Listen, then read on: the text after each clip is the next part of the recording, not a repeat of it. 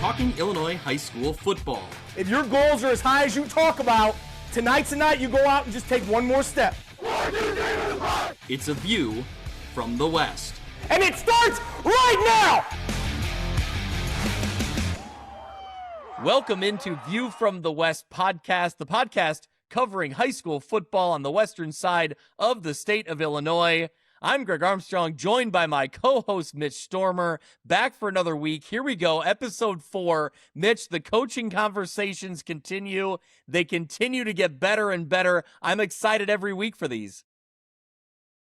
Yeah, it's always fun to reach out to these coaches in the preseason, right? I mean, I guess technically we're kind of in the preseason of the preseason at this point, but we're getting closer. We were just talking about how we're very close to having to send out the coaches form. So, yeah, we're in mid-June now. It's the beginning of the season is going to be here before we know it. So, as you said, it's good to talk to coaches. We've enjoyed doing this the last couple of seasons, and yeah, this week was a really fun episode to go through. Yep. So this week's episode, it's a conversation with the Considines. Sean Considine, the defensive coordinator of the Byron Tigers. He was an Iowa Hawkeye. He was an NFL player with a Super Bowl championship with the Ravens. We'll get into all that. And of course, his son, Caden Considine, just wrapped up an amazing career at Byron High School. Mitch, he finished as our player of the year. Overall, he was the player of the year for us in the Big Northern Conference, but also our overall player of the year. His body of work was very impressive. The state championship game in itself was very impressive. We'll get into all of it. It's a great conversation. Yeah, always fun to revisit that game from not only the player's perspective, but the defensive coordinator's perspective in just a wild game. And, you know, Coach Considine talks about how kind of throwing the kitchen sink around, trying to get anything to stop that Tolono Unity offense just really wasn't working, and very fittingly came down to the last second. So, yeah, great to talk to both Coach Considine and Caden, not only about that game, but just, we talk about Sean's career, both starting at Byron with that 1989 state championship, into college, into the NFL, like you talked about, but really, you know, Caden just got through the recruiting process, now being at Illinois. So we talk about that, and then we look back at Sean's experience in college. So yeah, a wide-ranging interview with the Considines, and I think the listeners will enjoy it. Yeah. What I think is really cool, and this honestly was kind of unintentional, but I had several interviews in the middle of the off season, the winter, that I really wanted to get to. And one of them was this episode with the Considines together. And the other one, that going back a year ago, that I really wanted to get was another father and son with the elders. So last week's episode, it's in the archives. Go check it out. It's on our YouTube channel or anywhere you listen to podcasts. The coaching conversation with the elders. So John Elder, the longtime legendary head coach of the Alexis Cardinals, and you also have his son, Pat Elder, who is now at Bureau Valley. He's been at Ridgewood. He was at Richmond Burton and Sherrard before that. And so just really cool to kind of pick both of their brain about their, you know, coaching career, but also when they were player and coach together back at Alexis. Mitch, have you got a chance to check that interview out? It's really great. Yeah, and I think it was really well received too, just to hear the stories. And again, we try and bring those types of stories to the forefront. So yeah, that was a great idea by you. It was I wasn't able to join the interview myself, but well done on that, and I'm glad that it's been well received thus far.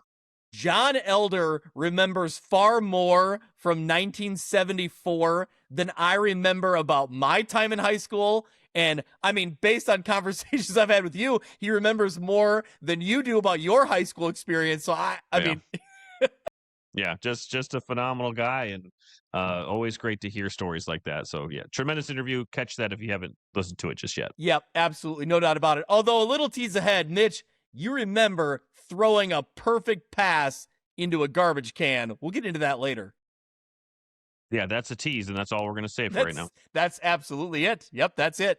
So obviously go back, check out the interview with the elders, the coaching conversation we had with them. We also have in the archives from the last couple weeks a conversation with Rock Island's new head coach, Anthony Rome. Really good to sit down and check in with him.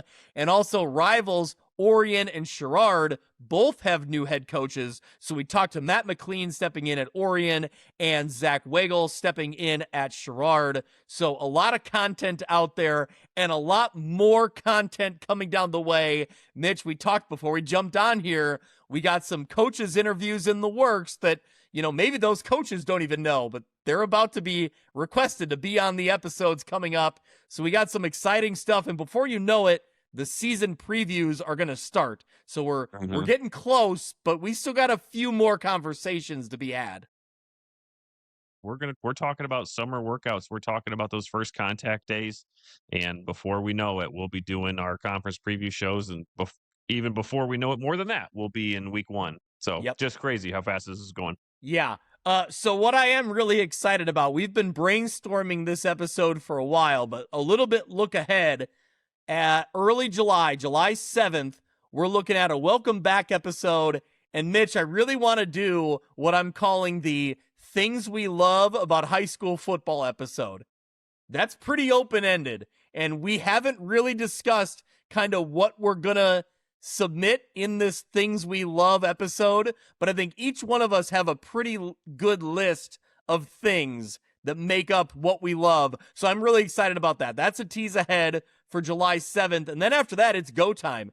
July 14th, we're looking at our NUIC and 8-man preview. Of course, we bring in Kyle Kampmeyer for that episode. Right. And then from there, it's LLC, it's Big Northern, track, Western Big Six, squeezed in there. It's penciled in August 9th. Circle it on your calendar. I've already texted a few coaches.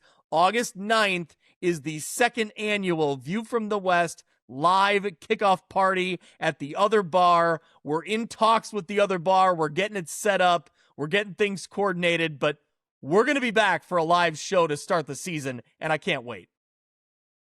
Yeah, our thanks to our friends at the Other Bar for getting this set up once again, and for the coaches and fans that want to be there in person.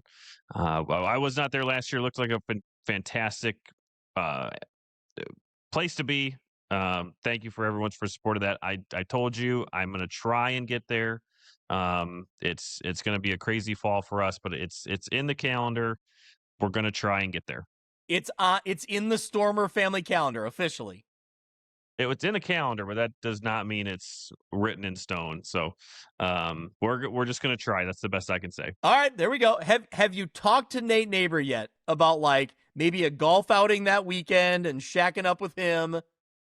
I'm really putting you on the spot here. Yeah.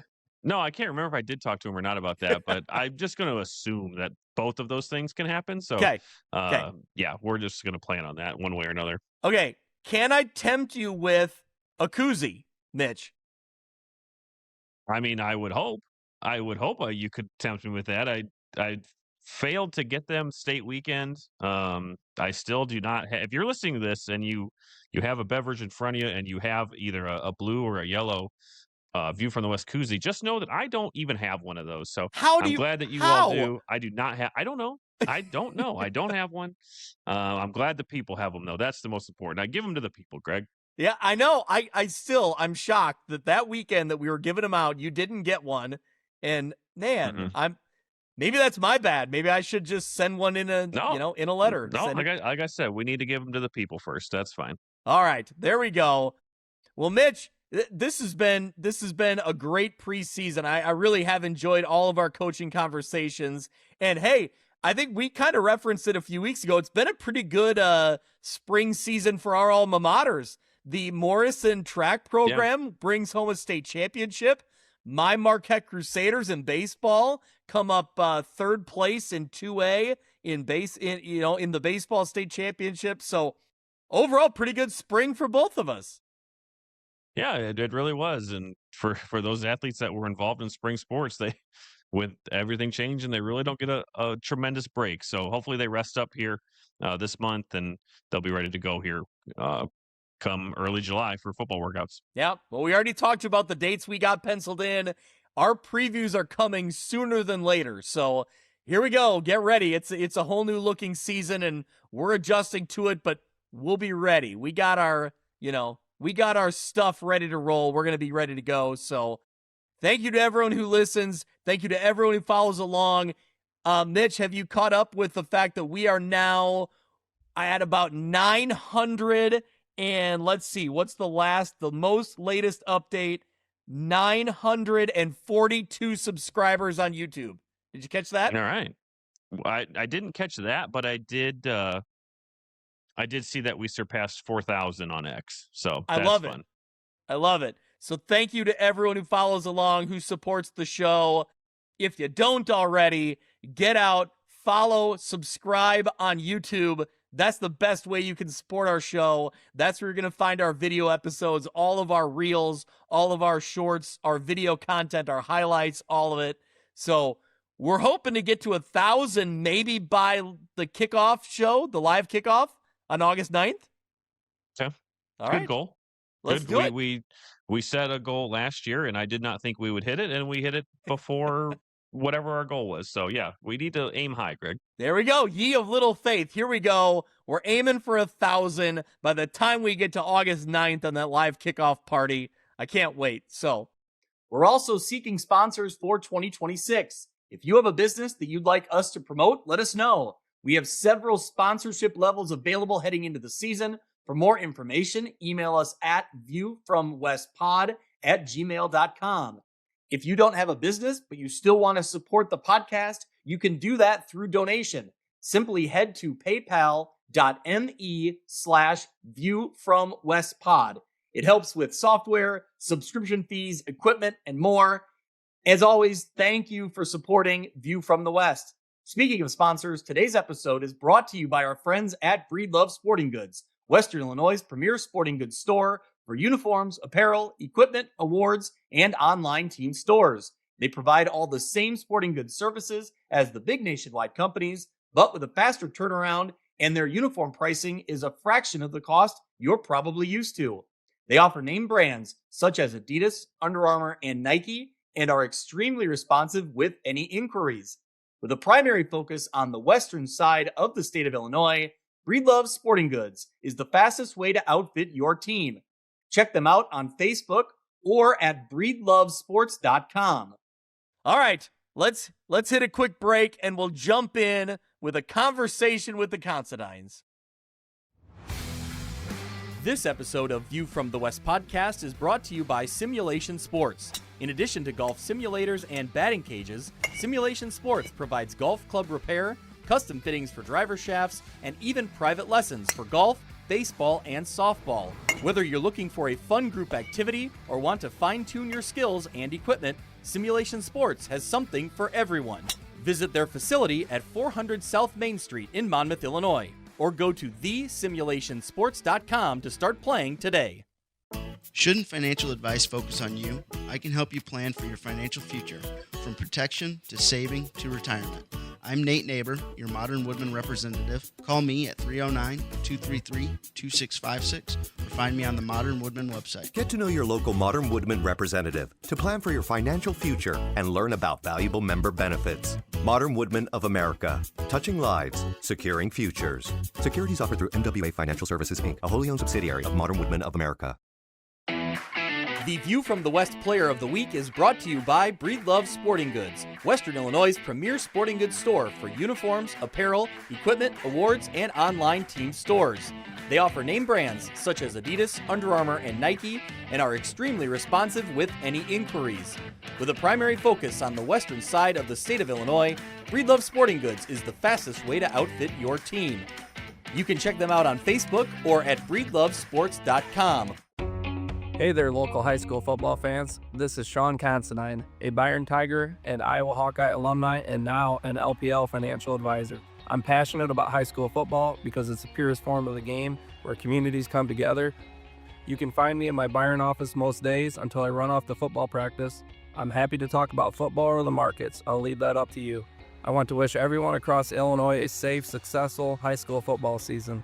Securities and advisory services offered through LPL Financial, a registered investment advisor, member FINRA SIPC. This is Dan Pearson. Our Fellowship of Christian Athletes team is pleased to partner with View from the West with Greg and Mitch.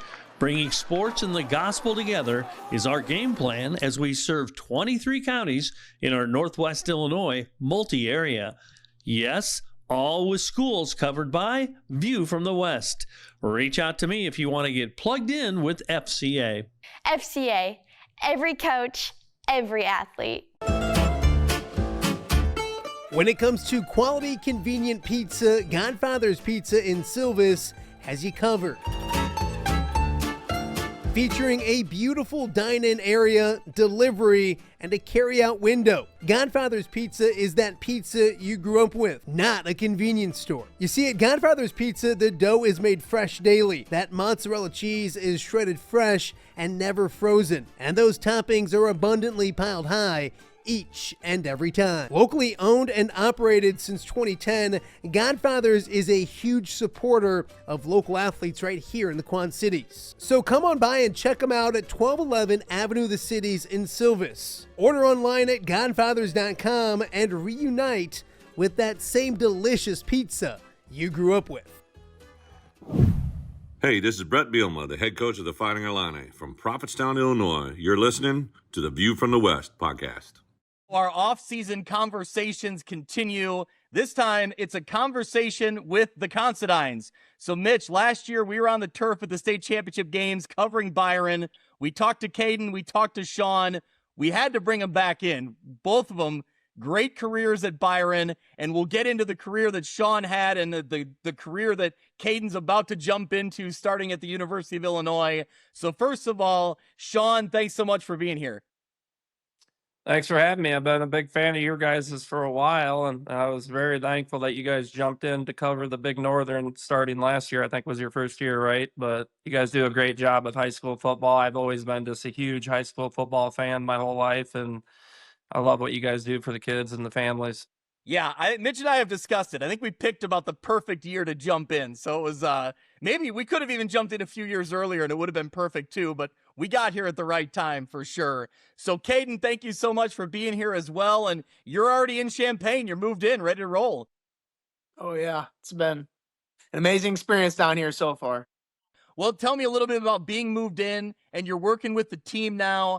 How have you settled in and kind of learned the program and how it operates? What have you seen so far?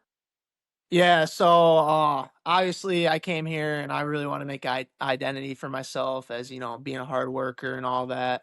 So I've gotten to work under a couple guys. I've gotten to know a lot of guys in the safety room, guys like Matt Bailey, who are big names, guys like Matt Gracetich.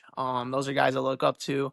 And obviously there's a big old playbook that I got to get down. I've been working my butt off, watching film and all that. So still don't have it down quite yet. It's only been about 2 weeks, but there's a lot of work down the road this summer. So, yeah. Well, first of all, Sean, when you hear him talk about getting to Champaign and kind of showing who he is, what's that mean to you as a dad and as a coach to know that, you kind of operated the same way throughout your playing career and to hear him kind of replicate that? I'm sure it's not a surprise, but also probably means something. Yeah, no, I'm excited for him. What he's going through brings back a lot of memories for me. Just going through the whole process with him. Really through his whole high school career. He was a good high school baseball player, and for a while, wasn't sure if he wanted to play baseball or football. And then, I think the last couple of years of his junior and senior year really dialed into football.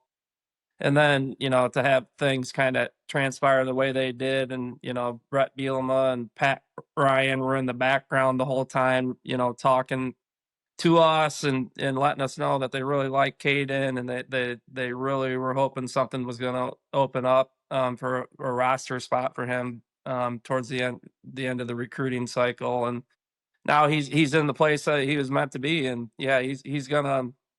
It's a process. And, I told him there's so many distractions, even more now than when I went to college. You can beat your head against the wall worrying about money and revenue sharing and NIL. That stuff didn't even exist when I played. And Caden knows, if he focuses in on the things that have got him to where he's already at right now, everything else will take care of itself. You don't worry about the money. You don't worry about playing time. You do this. He needs to do the same exact things that he did for Byron, and be a great teammate, be the hardest worker, not just a hard worker, and jump in that playbook. Make sure that the coaches can trust him, stuff like that. So I'm confident he'll go through that process. We've talked about every day for 2 straight weeks, which is kind of funny because I don't know if I talked to my son Caden more than 3 or 4 times in the last 5 years on the telephone, and we've been on a phone call every day, probably 15, 20-minute conversations. It's been a lot of fun. It's been great. So his mom's jealous because he doesn't call his mom, but he does answer his dad's phone call, and we're usually talking football and what's going on and what he's going through, and it's been awesome. So, Coach, as you know, one, college football obviously very special, but Saturdays in the Big Ten maybe hit a little bit differently. So, what's it mean to you to know that Caden's going to get that experience similar to what you did? Like you just mentioned, it's different now, right? It may be on a bigger scale, but Big Ten's Saturday football, it's got to mean a lot in that household. It does. I mean, he's right where he needed to be, and Big Ten football is as good as it gets, and he's in a great program. I think it's a rising program. I put my 100% faith and trust in what's going on down there because of Brett Bielema. I have a past with Coach Bielema. He was a big reason how I ended up at the University of Iowa. My grandpa Didi knew somebody that knew somebody at Prophetstown, Illinois, and I thought I might be playing college baseball all the way through March of my senior year, and at the last second, said I want to play football. Got my film out to the Hawkeyes through Brett Bielema. So for my first couple years there, he kind of took me under his wing, even though he was a linebacker coach and I was in the safeties room. We built a good relationship, and those first 2 years, especially back then when you're a walk on, he was kind of the guy that told me just to basically suck it up, deal with it. It's not fair. It's not easy. It's not any of that. But if you're going to make it around here, the last thing you need to be doing is feeling sorry for yourself. And so Brett was kind of that guy that kept me on track and kept me just focused in on the things that I needed to be focused in on. And then he left. But yeah, just Caden's in a great spot. Good people down there, and that's the most important thing. So, Caden, I know that's a little bit of ways, and there's a lot of work between now and then. But have you envisioned what that first game's going to be like there at Memorial Stadium? Oh, I can't wait to. I've already been in the stadium and this and that, and when you get in there, it's just incredible. Like you look around in the stands, and you just envision people all around. Like I haven't been a part of that environment yet, but I am like beyond excited to see that stadium packed with the new scoreboard. That's going to be the biggest. You wouldn't believe how big this scoreboard. I mean, like this jumbotron screen they're putting in. It's like the biggest in the country. It's like it's mind-boggling. I've seen the video. I've seen the video on X. It looks massive. Looks It's awesome. like abnormally big. Yeah. So, Sean, you talked about, how you ended up at Iowa, and you mentioned Coach Bielema, and I think that a lot of people, when the news came out that Caden was going to Illinois, knowing your history with Iowa, thought, man, that's crazy that he's, not following the path and not going to Iowa. I know you guys toured Iowa. You did the game day experience, but it was Brett Bielema kind of in the background talking about how unique and how special that connection is now into the next generation, that you guys kept in touch over the years, and that here you go, when Caden was being recruited, he was in a spot to get Caden and get the next Considine in there. That's got to be really cool. Yeah, it all worked out the way it was supposed to. Caden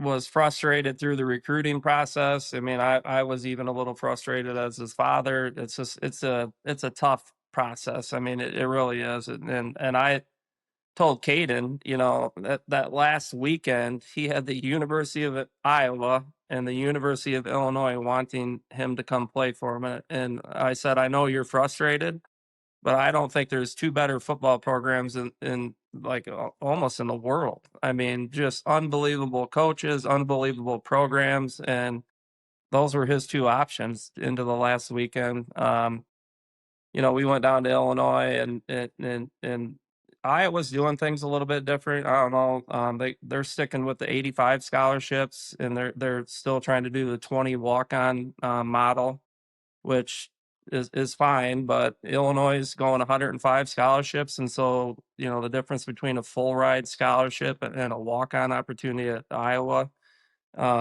is it might have been a little bit harder on his dad, but it was not a hard decision for Caden. And so and I was happy for him. And his mom told me to just deal with it, and that's what I've done. So, but like I said, the people at Illinois are incredible. I don't know them as the one thing about the University of Iowa.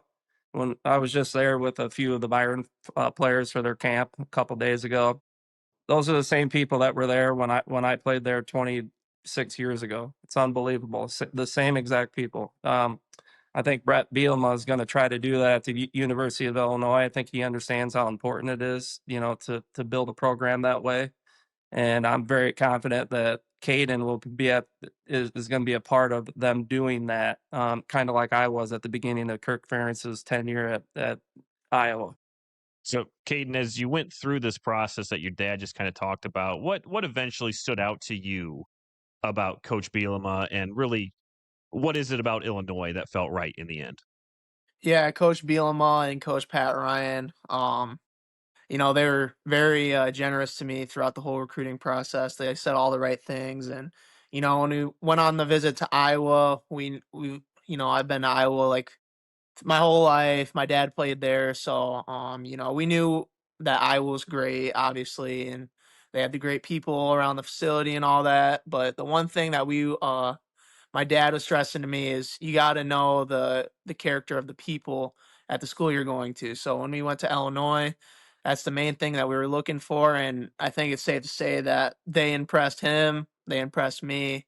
And we knew who Coach Bielema was. Like, we knew he was, the right guy, the right guy to be in charge. So just the staff under him, though, that's kind of the thing that not only won me over, but I think kind of impressed my dad, is just, they got a great team down there.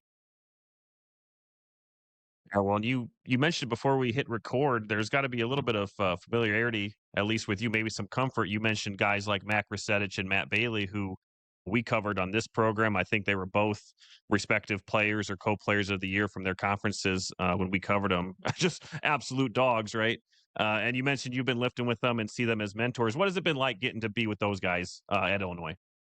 Yeah, I mean, Coach Pat Ryan, the guy who kind of brought me in, recruited me, he told me that, a big part of me being here, like, I need to look at those guys, kind of like Mac Resetich, Matt Bailey, to, focus on what they're doing behind the scenes that makes them the dogs that they are, the competitors that they are. So, I've kind of been watching from behind the scenes. I've had a couple early morning lifts with Mac, and, I'm starting to get to know them a little better. So it's been great to work under those guys, and, they're in for a big season this year. Matt's the starting chief safety, as they call it, and then Max the starting boundary warrior, which is the position that they have me at right now. So I'm gonna be playing behind Mac, and gonna have a big year of development, just watching him, learning, all the things that make him a champion. And maybe one of the late additions to the roster, I think it was this week, right? And talk about familiarity. Dane Einzeminger, a guy that I think you're pretty well familiar with, getting that call to come to Illinois. Did you talk to him before he committed? Have you talked to him since? I mean, really, did you guys talk at all after that state championship game where you just both put on an absolute show? Yeah, after the state championship game, we met with each other on the field, but we didn't really have each other on social media at the time. But a couple days before I guess the news was official, he added me on Snapchat, and I was like, "Oh, Dane added me." I added him back. I'm like, "Hey, what's up?" He's like, "Dude, I just got offered by Illinois." I was like, "What?" So then first thing I do is text my dad, and they're like, they all think that I'm like BSing them because they didn't see anything on social media. And then a couple days go by and there's still nothing out on social media. So, it was kind of crazy. But, I've talked to Dane. He just got here.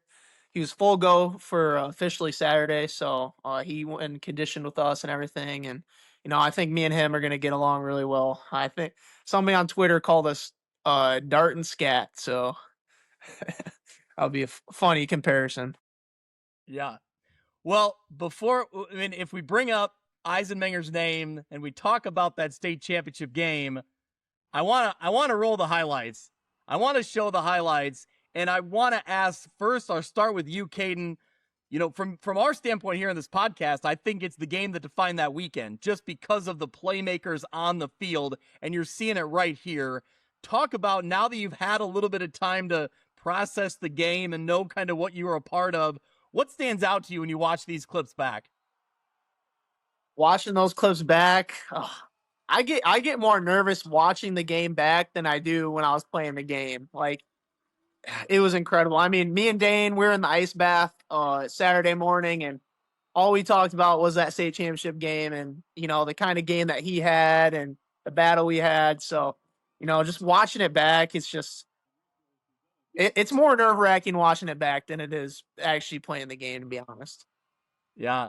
Sean, what are your thoughts? Can you watch this back? I mean, Dane Eisenmenger put on quite a show, and I know after the game you were, as a defensive coordinator, you were still kind of stressing about kind of how the game played out, but you got the win. What's it like watching it here?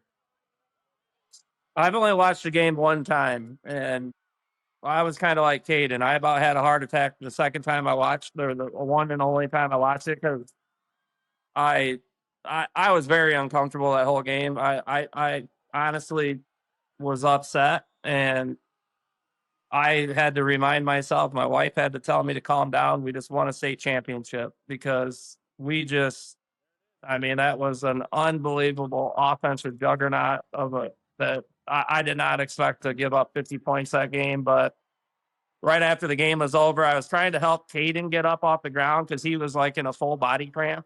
And just trying to congratulate him. But it was nice because Dane ended up working his way over to both me and Caden. While Caden was kind of laying on the ground, he was literally cramping up his entire body.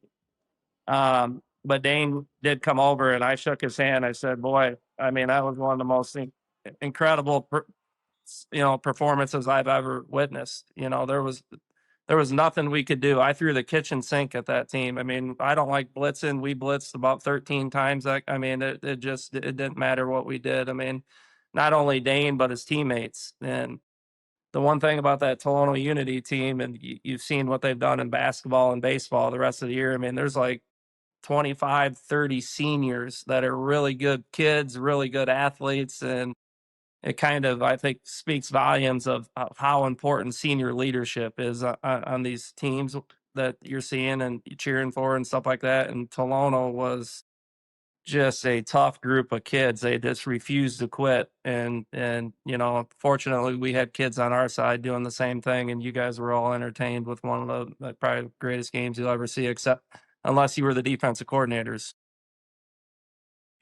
I understand. I understand. I respect that part of it. So, Sean, we have it paused right here before the final play. So I'll ask Sean first as the defensive coordinator, then Caden will get your thoughts. What was the huddle before that final play? What did you think they were going to do, and how did it play out? And, Caden ends up making the stop there.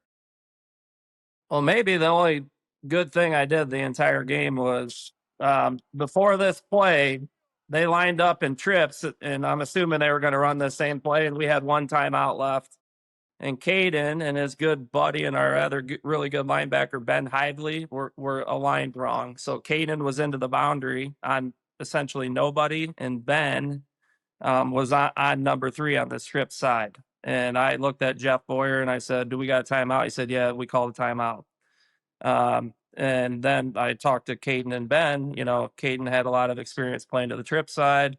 Ben was more the guy we wanted, in the middle over the running back. And so we got those two aligned. Or, hey, if they come out in that same formation, Caden, you need to be on trips. And so that's the rest is history. I think Caden, it was just one of those plays. That's a great play call by them. I mean, a wheel by number 3, tough route, and typically you're going to get that. I think that's one of their all-state wide receivers. They got him matched up on a linebacker, our middle linebacker. I know Caden's playing safety in college now, but great play call. Dane had hit a lot of throws all game long. I mean, the most impressive thing that I saw from Dane was his ability to put the ball on the spot from about in the red zone. It was unbelievable. A lot of the highlights that you saw. I mean, we got a guy right there. I mean, we're just swiping at the ball, darn near getting it every time, but he was putting the ball where it needed to go, where only the receiver could catch it. So I thought it was just a good play. What a way to end the game. And thankfully, there was no more plays the rest of that game, because I think as soon as Cade knocked that ball down, he went into full body cramp, and that was it for him. I don't think we would have had him the rest of the game. Yeah. So, Caden, what did you see in the play? We talked about kind of the lead up to it.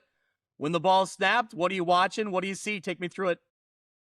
Yeah, I think at that point we were just playing straight man coverage, so I knew I had number 3, and I love that was the guy that they were throwing to, because I want to be a part of that, game-ending play. And I saw him go on a wheel route. I saw this route probably 100 times during the summer, going to all the camps and stuff. So it was nothing new to me. I stayed over top of it, knew they had to go for the end zone. It was 4th down, and just played through his hands, and got the pass breakup, and that was that. But yeah, that's the timeout story. It's kind of funny because my guy Ben, he's not much of a he wasn't much of a pass coverage guy. He's kind of the guy that's gonna get his nose to the football. So I think it's good that we called that timeout.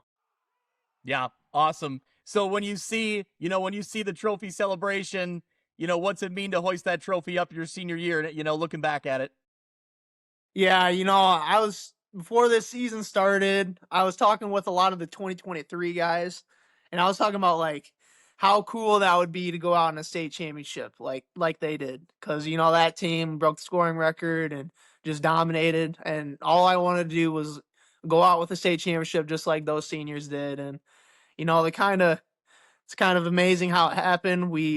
This playoff run, it was a pretty respectable run with the kind of teams that we beat, with Richmond Burton, IC Catholic, and Tolono Unity. So just to have this kind of run my senior year, it's incredible to hoist that trophy up at the end of the day with some of the guys I grew up playing football with. So yeah, awesome. Well, Sean, we've talked all about this senior year and the game that capped it all off, but I kind of want to go back to the beginning of Caden's, high school career.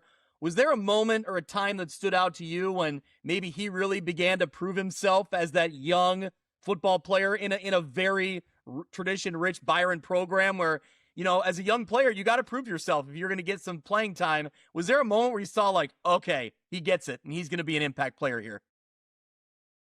Yeah, I think just the way Caden operates and the way he practices, he earns the respect of his teammates. Caden was moved up to varsity his freshman year during training camp by Coach Boyer. I had actually preferred to probably keep him at the JV level, and we were under the assumption that he'd probably do very well there, and then bring him up maybe week 3, 4. From what I kind of remember, I feel like that's the type of way Coach Stein handled that type of stuff. But me and Jeff are best friends, and he's been around Caden since he's been little, and he said, nope, he's physically ready. He's, mature. He's ready for varsity football. The biggest issue Caden had is, our junior tackle rules. He was way over the legal weight to carry the football. So he was going to become a fullback and run with the football for the first time in his life at the varsity level. He had never carried the ball all through junior tackle and stuff like that. So that was where I was just like, let's just keep him at the JV, let him develop down there, let him, I know he's going to be able to run the ball, but let him figure it out down there. We'll move him up later in the season. But Jeff's like, no, bring him up. But I'm just telling you, Caden's best attribute, and it's something that we just been talking about the last couple of weeks now, he's at Illinois, is he plays the game the right way, but he practices the right way. He never has an off day. He understands how important practice is on Monday, Tuesday, Wednesday, Thursday if you want to win state championships. He's into the preparation. He's a leader. If we condition, he wins every rep. If we run a mile, he wins. I mean, and that's tough because he ain't a little guy. But that's just how you got to be, and that's where I was talking to Caden. He's kind of working with his new group of Illini brothers, and the 2026 guys are all like third, fourth strings. And I said, thinking back when I was at Iowa, just be that guy that gets your group of recruits and says, this is how we practice, this is how we run to the ball, and Caden's done that at Byron, and now he's going to have the opportunity to take that kind of mentality to Illinois, and I'm excited for him. So, Caden, one final question. Well, not one final question, but talk about your high school career one more time just for a second before we really get into pivoting towards your dad a little bit. But you finish your career, your high school career, 49-3, 2 state championships, all the accomplishments you just had on the baseball field, too, that you just wrapped up. Among those, and you just mentioned the teams that you've beaten, right? What kind of leaving that mark do you think that you had on this program? How important that is to you? Because the accomplishments are far and wide there for not only you, but for your family. But what does it mean to you to have left your mark personally? Yeah, with my mark, I just hope that I left, all the accomplishments are cool and all that. But I kind of hope that I kind of left my mark in the way that the guys above me left their mark on me. Guys like Josh Harris, guys like Braden Knoll, guys like Nolan Brass. We used to get together in the mornings when I was just a freshman, sophomore, and they'd push me in the weight room doing all the extra stuff. And they're kind of ultimately what built my work ethic that I think is my strongest attribute to this point. Those guys pushed me in the weight room at 5 in the morning before we went to school.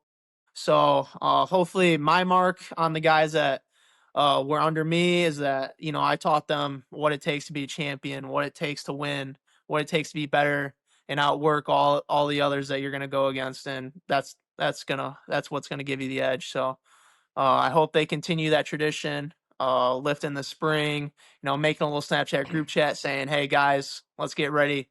We're getting ready to play a football season. We're getting ready to play a state championship, and we got to do the right things to get us prepared for that. All right. Well, so Caden, we watched your highlights from the most recent state championship game. So I think it's only fair that, we go in the way back machine. I went back and watched the 1999 state championship against St. Joe Ogden. So I want to roll this clip here real quick. Spartans, 3rd and 19. Caden's going to tell me I'm slow. Boyer hands off to Considine, and Considine finding running room. He may get it around the left end, and believe it or not, on 3rd and 19, they find a way to get. According to Everett Stein, who would know, he's been a coach for 33 years at Byron, of Sean Considine, he says, if a better football player instinctually or academically exists in the state of Illinois, I wouldn't believe it. Okay, so I guess the first question is, does Everett Stein believe it now that is Caden better instinctively and academically, or no? We're not there yet. We're not ready to say that yet. Yeah, I think Coach knows that you these asking kids me nowadays, or my dad? Let me answer that question. Yeah, I think Coach Stein knows that the level that these athletes are at nowadays compared to where we were is just different. He stayed very active in the game. He knows. I guess Caden's resume kind of speaks for itself. He's a 2-time state champion, and then his career yardage and tackles and touchdowns, and I think he's got some work to do post high school to catch up to his dad, but that's what he's down at Illinois doing right now. So Sean, all kidding aside, what's it mean to see that play? You joked earlier that you've seen these plays, you have them all memorized. What's it mean to see it? What's it mean to hear that quote from your head coach back then? Well, Coach Stein's probably one of the most instrumental mentors I've ever had in my life. Just an incredible human being, also a very good football coach.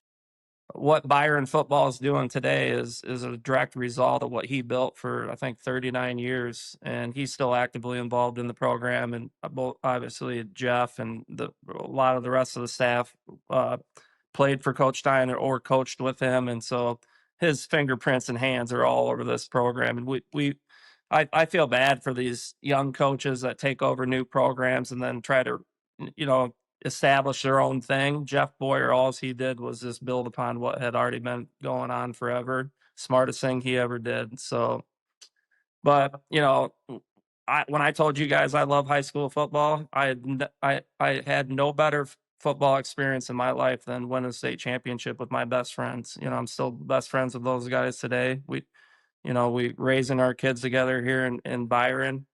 I didn't think that playing in the NFL was a possibility. So I didn't, I was we're big Green Bay Packer fans, and don't get me wrong, I would have loved to play in the NFL as a kid, but I honestly didn't think it was possible. So I didn't spend a lot of time thinking about it. But I did grow up thinking about winning the first state championship for Byron. And that's what we did as seniors. And it was one of the most incredible experiences of my life. We were one of the closest group of guys you'll ever meet. Everybody got along. Nobody cared who got the touchdowns, and the media, and nobody cared. The only thing we wanted to do was win the state championship. And, we had grown up rooting for it, and our idols were the juniors and seniors, when we were in 5th, 6th, 7th grade, and we watched some of those teams, which were phenomenal Byron football teams, get beat in the semifinal, heartbreaking losses. And, when we came through and it was our chance, we wanted to bring the title home. That's what happened. Yeah, I mean, you kind of referenced it there, but for me, it's really cool to go back and see you and Jeff Boyer in the huddle together and know that fast forward to just these past few years, following your program, and it's you guys in the huddle together again. Like, that's, I mean, such an advantage from a program standpoint to have that kind of continuity. But man, that's got to be cool. I mean, a guy you've known maybe nearly your whole life, and you're still talking football week in and week out, whether you're a player, a coach, all the way down the line, now coaching your kids. And that's got to be special, as you referenced.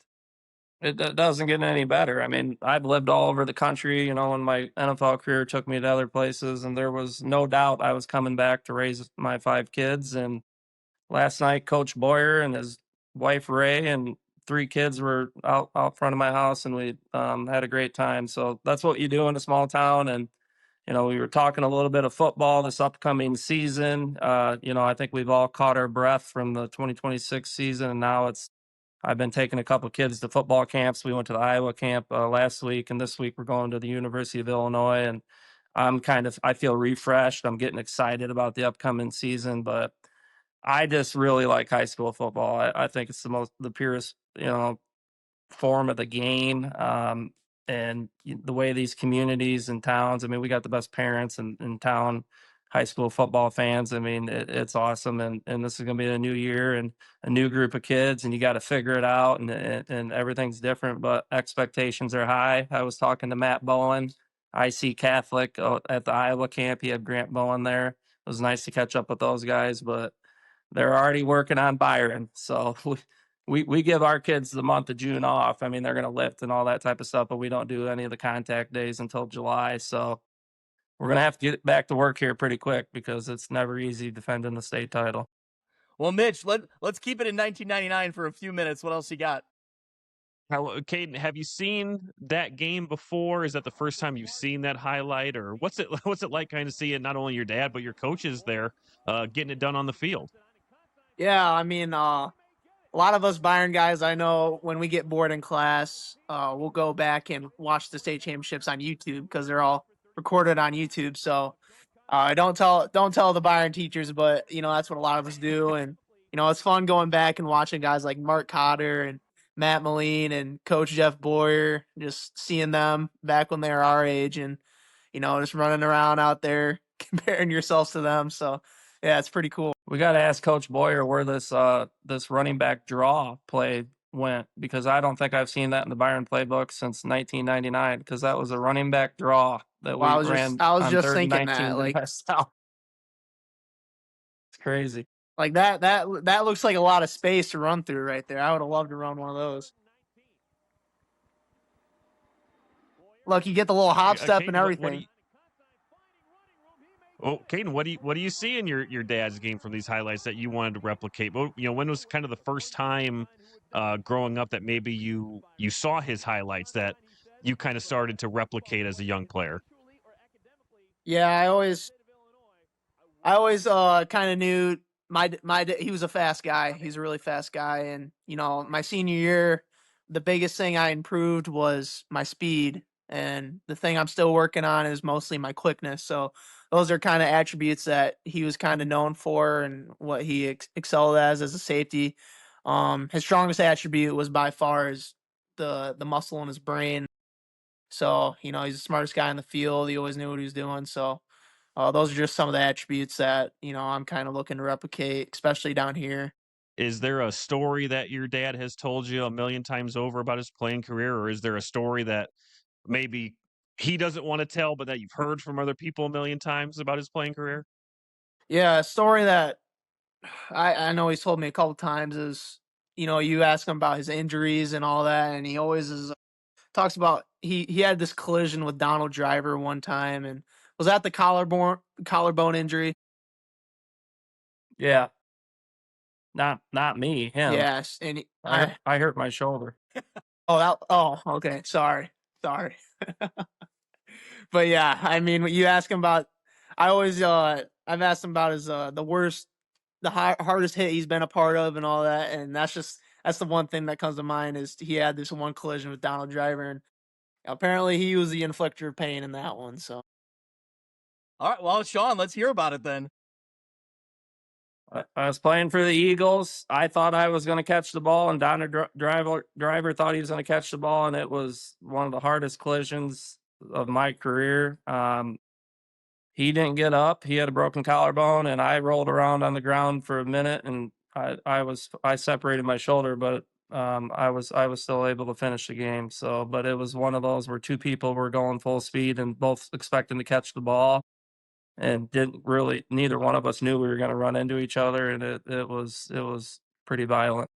You were out for some time after that one, right? I think I've heard about, or I read about your injury there, the shoulder. Yeah, I had 2 shoulder surgeries, but that one didn't get my labrum, believe it or not. It was just kind of a separated AC joint. Okay. And AC joints, that's like nothing. They just stick a needle right in that baby, numb it up, and they throw you back out there. That's how it works.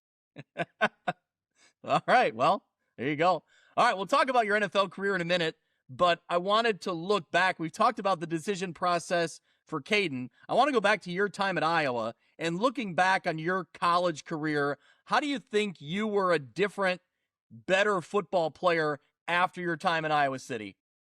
Well, I had the good fortune, and probably the most just influential person of my playing career, like players that I've ever played with, happened to come in the same recruiting class as me, and his name was Bob Sanders. Bob Sanders was a safety. He was 5'8" at best. He had one Big Ten offer. It was the University of Illinois, because he wasn't tall enough for anybody to recruit. And the second he stepped foot at the University of Iowa, he was the best player at the University of Iowa. It didn't matter freshman all the way through senior. The coaches knew it, and every player knew it. He was incredible.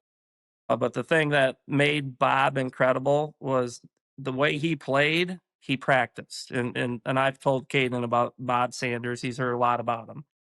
So I spent the next 4 years, because Bob didn't redshirt, and he left and was like a second-round draft pick of the Colts. I spent the next 4 years trying to compete with Bob Sanders in the weight room, on the practice field. I watched how he played. At that point, you just showed some of the highlights. Man, I wasn't like a cocky kid or anything like that, but I was a pretty good high school football player, and we won state championships. But I had a lot of things that I needed to improve upon, and one of them was probably just my tempo. The way, like, what was I playing at my peak, hardest, every snap, every play, every practice, every and the answer was probably no. And it took a guy like Bob Sanders, who knew he only had one speed. He was the only defensive player that I've ever been a teammate of that the coaches put a red jersey on him. Quarterbacks usually wear red jerseys, so everybody knows that that's the quarterback. We're not going to hit him.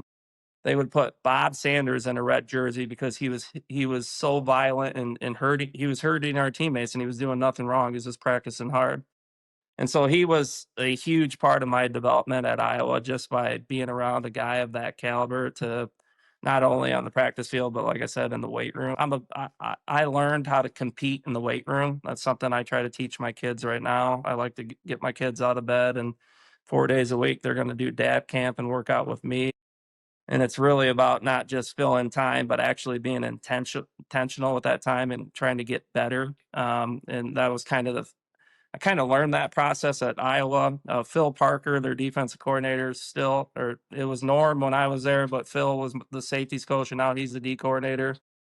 I don't know if there's a better teacher of the fundamentals of football, the way to look at football, the way to watch film, and just to have that all come together at the same time. And then you have Kirk Ferentz. I mean, and Chris Doyle was the strength coach that was there, is a big mentor of mine and was very influential on my development, my speed development, and all that type of stuff. But the one thing I found out is pretty much Iowa's unbelievable, and those people I just told you are just unbelievable people and a big part of what I did. But then I went to Philadelphia, and I found a lot of other people: Sean McDermott, John Harbaugh, and then I went to Jacksonville, and you had Jack Del Rio and Mel Tucker, and then there are people that are incredible resources, incredible teachers, incredible experience and knowledge pretty much everywhere you go. It's your job to align yourself with those people and learn from them. And so, those have been a big part of the phone calls with Caden, and just the things that you try to talk to your high school players about. Hey, I mean, I'm here to help you, but there's also a bunch of people in Byron that are just trying to help kids and help them get better. And it's great. So you referenced in there, you're starting off with the Eagles. When you get into the NFL, talk about having an immediate impact, earning a starting spot. What do you remember about that first season and trying to prove yourself at the next level? Yeah, my head was just kind of spinning. Like I said, I mean, I wasn't, at that point in my career, I felt like I belonged in the NFL. I felt confident and stuff like that coming out of Iowa. I was definitely prepared. That's one thing that Iowa's known for, is their guys not only get drafted in the NFL, but they stick around the NFL for a while.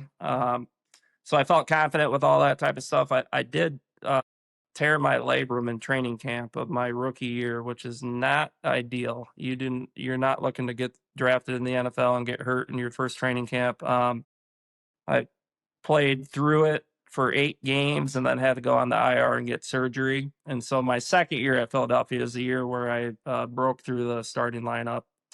And to get to play next to a guy like Brian Dawkins was kind of like playing next to Bob Sanders in college, because Brian Dawkins is a Hall of Fame safety for a reason. One of the most incredible leaders and just really incredible man that you'll ever meet. Just the control of the locker room, the way he demanded his teammates play a certain way and act a certain way was just impressive. Brian's a big man of faith. He did not want to hear anybody cussing in front of him. I mean, he just had a lot of really impressive things of the way he kind of was in that Philadelphia locker room, and just get to be around him was a great, again, a great person to watch and learn from when I was a young player in the NFL, just getting started off. Yeah, that's great. It's awesome to hear, some names or people that kind of mentored, like you said, or led you along the way to kind of get you to the next level, right? And keep progressing. So you have several different teams throughout your career, but I really want to get to the Ravens. In 2012. You reunite with your former special teams coach from the Eagles. You referenced John Harbaugh. Do you remember having conversations with him and him wanting to bring you in specifically? Yeah, I thought my career was over after year 7. That year 7 for me was that NFL lockout year. I had got brought down to to Charlotte playing for the Panthers, because Sean McDermott had got the defensive coordinator job there, and Sean knew me well. I played for Sean at Philadelphia.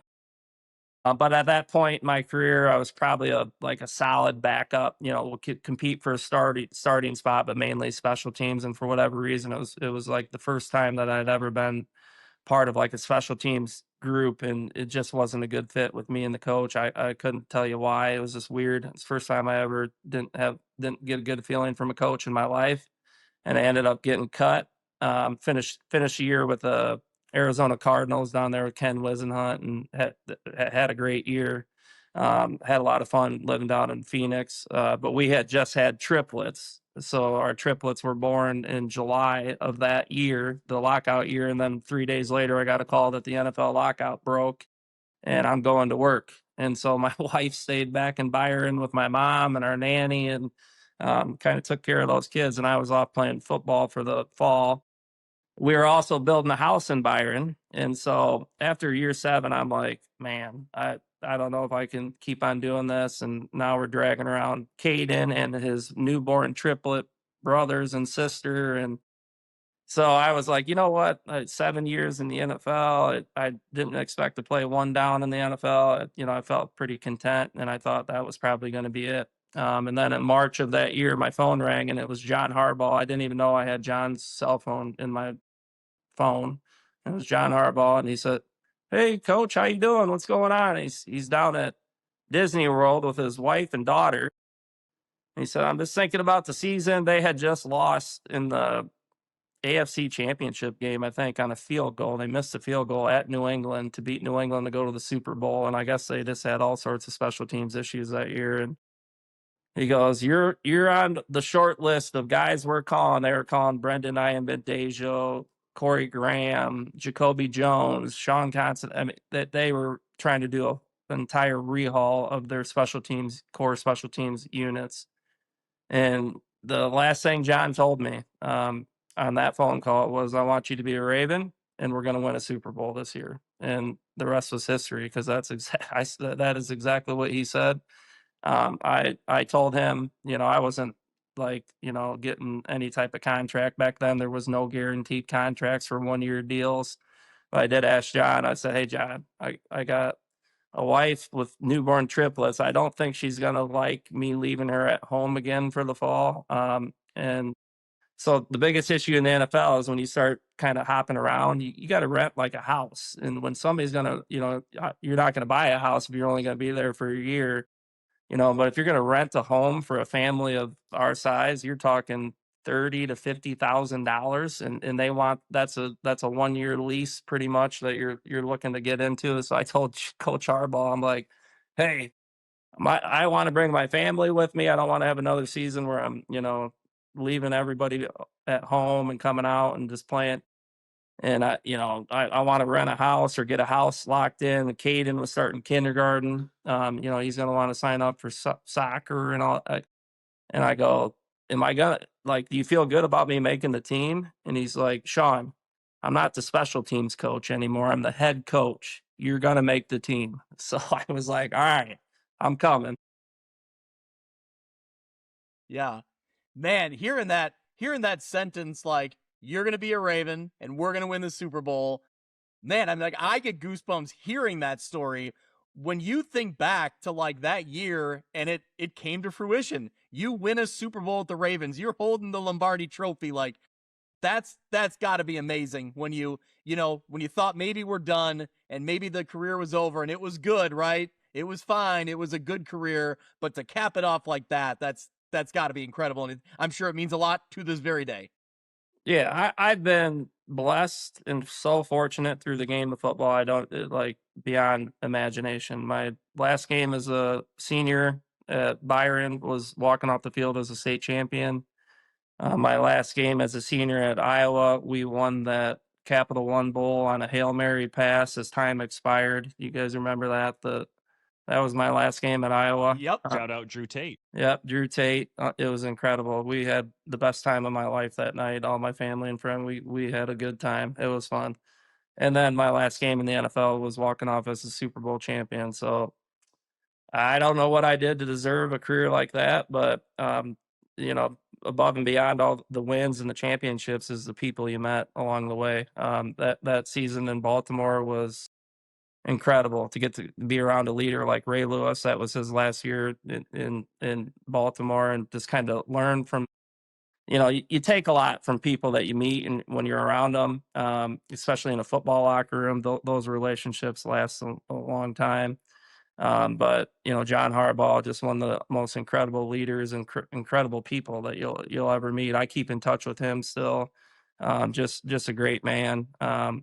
So incredible. It was unbelievable. And now I'm just trying to give back to the game of football for all the things it gave to me and coaching here in Little Byron, Illinois.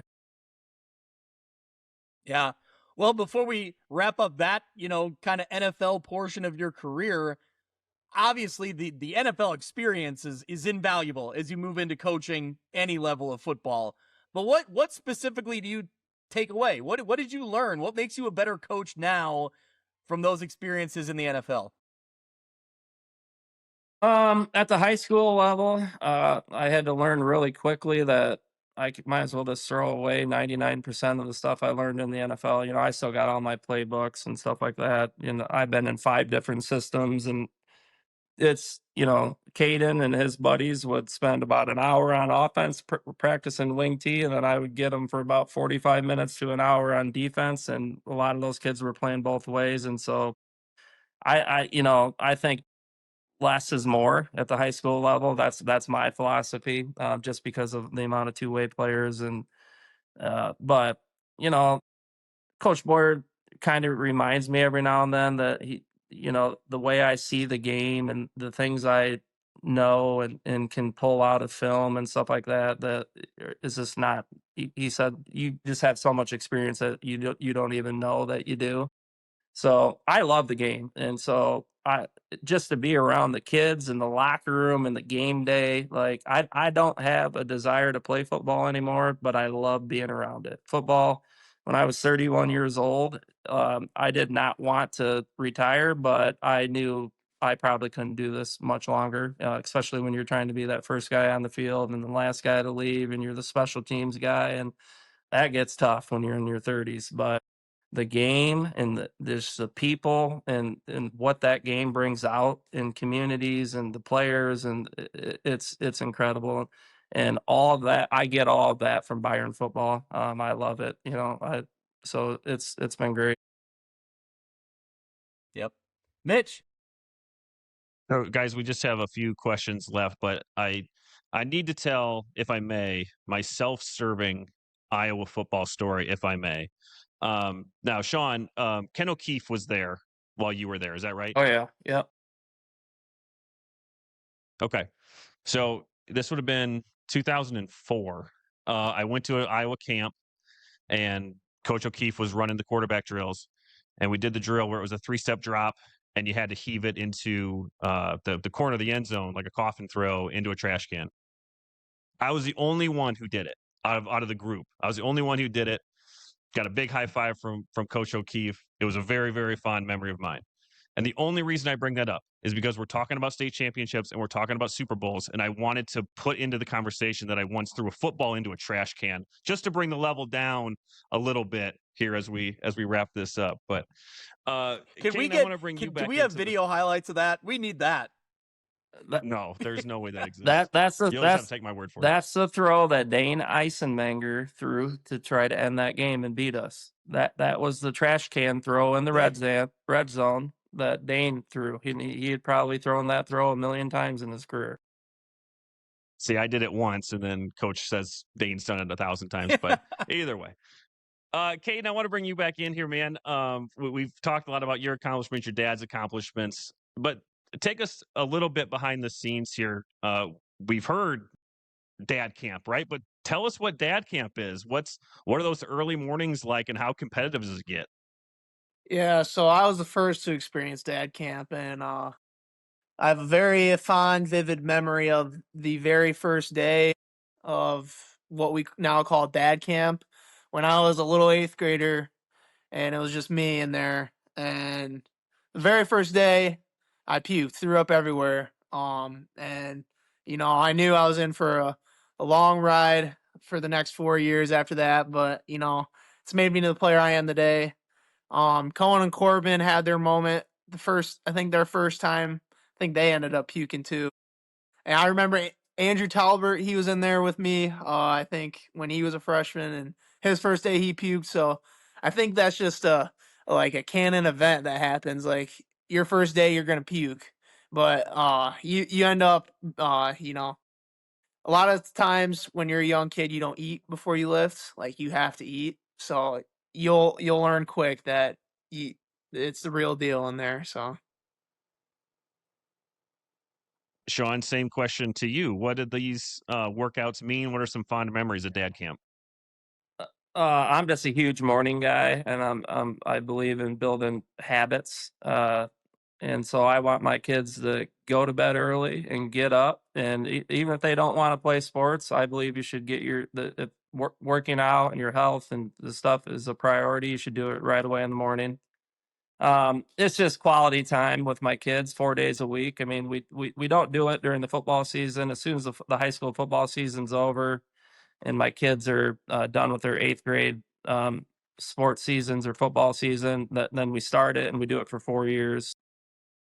I don't think I'll get better quality time with my kids. You know, I get up at 4:45. They're usually rolling out of bed by 5, but they also know that you want to put dad in a bad mood. If they're not ready to go and haven't had breakfast and had a glass of water at 5:20, that it's going to be a bad day. And so just kind of building habits. We're going to be on time. We're going to start. It's like regiment and then just being around my kids. I mean, me and Caden got to be together at the varsity level for 4 years, but you know, to spend an hour and a half with your kid working out, it's a lot of fun. My daughter, she's one of the triplets. She joined us this year. She kind of brings a different, just I don't know.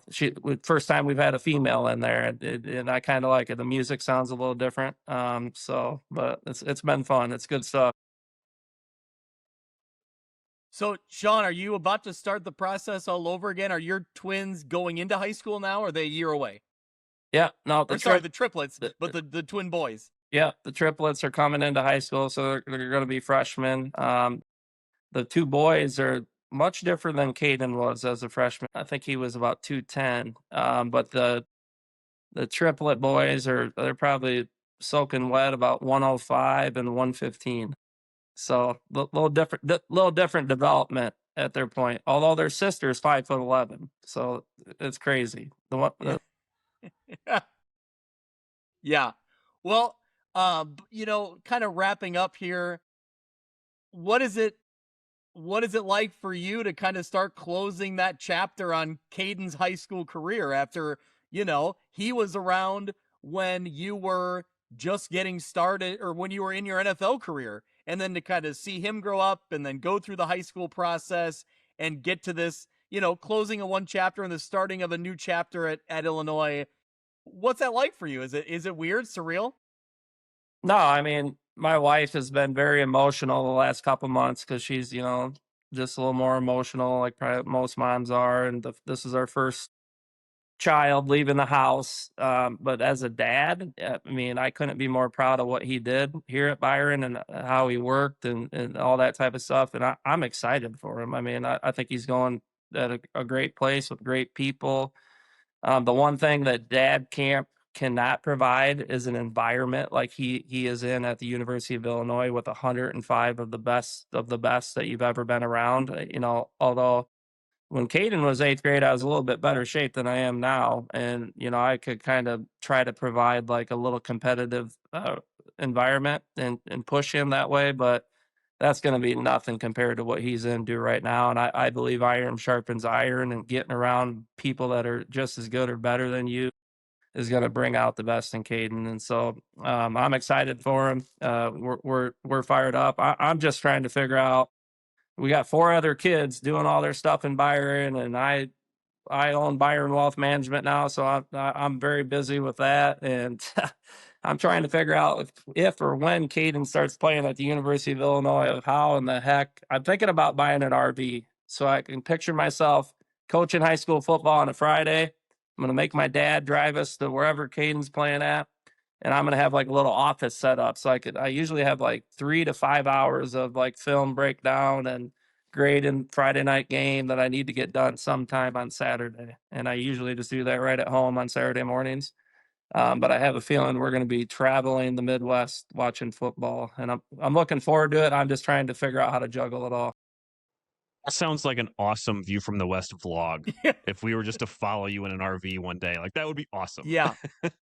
You guys can jump in anytime. Oh, yeah, that offer is very tempting, as Mitch said. That's some great content available there. You know, View from the West goes to Saturdays, right? Like, so. Sean, before we wrap up, one more question for you. As someone who's been through it, you know, I'm sure, like you said, you've had those phone calls every day. What's the message to Caden now as he starts that college football journey? I think you just stick to the basics. Football is a game of fundamentals. You know, Caden's got a lot of things that he's good at. I also believe that you really should be aware of and really focus in on things you need to improve upon. Caden knows that I'm a huge believer in surrounding yourself with people that are going to tell you the truth, even though sometimes you don't like to hear the truth. But he's at an incredible point of his life, and you know, school is also going to be a big part of what he's doing. He's in one of the best business schools in the world, really, the Geist Business School, and he's going into finance. I'm a financial advisor. I own my own business, and so I'd love to see him, you know, get a great degree and learn a lot about the finance and AI and all the stuff that's going on. But it's going to be an incredible moment for him, and when the next 4 to 5 years are over, he's going to look back, and I just want to make sure that he doesn't look back and wish he tried it harder. You know, that's what I always said. When I was done and over, I've never felt like, man, I could have worked harder, because that's not one thing that anybody was ever going to be able to say about me. Yeah. Yeah. So, Caden, one more for you as we close it out. What's your, as a recent high school graduate, you know, with the level of success you had in high school football and in other sports for that matter, but for purposes of this show, football, what's your message to younger kids, maybe even your siblings, as they start the high school career and, you know, what that looks like for them? Yeah, just, you know, set goals for yourself, whether it be long-term or even short-term goals. Always have something you're working towards, and make sure you're building a routine. And, you know, if you're scrolling through reels, make sure you're surrounding yourself with information that's going to help you get to where you need to be. Because I know, like, you know, even if it's something stupid like scrolling reels, all I see on my, you know, Instagram reels are how to get better at football, DB technique work, how to biomechanically max. So, you know, all that kind of weird stuff. So you just got to become obsessed. You just got to become obsessed with what you want to accomplish. Yeah. Mitch, anything else for the Considines? No, guys, we really appreciate it, especially Caden. We know that you're on a kind of a new schedule now, a new environment, so that's a lot to take in. So we appreciate your time here this evening, and we'll let you get out of here so you can get to bed before that early wake up call. And Coach, we thank you again for your support and for being on here, and we're looking forward to another season of Byron football here in just a couple months. All right, nice. Thanks for what you guys do too. Yep. Thank you to both of you. Sean, good luck, you know, as you prepare for another Byron football season. And Caden, obviously, best of luck at Illinois. We'll be watching here from afar. So thank you so much for taking the time. Yep. Thank you, guys. That'll do it for this week's episode of View from the West. Thank you so much for listening. I encourage you to go out to Apple Podcasts and subscribe so you can follow along, and downloads will come automatically every week. You can follow along on Twitter at ViewFromWestPod. You can also email me if you're interested in being a sponsor, viewfromwestpod@gmail.com. Thanks so much. We'll see you next week.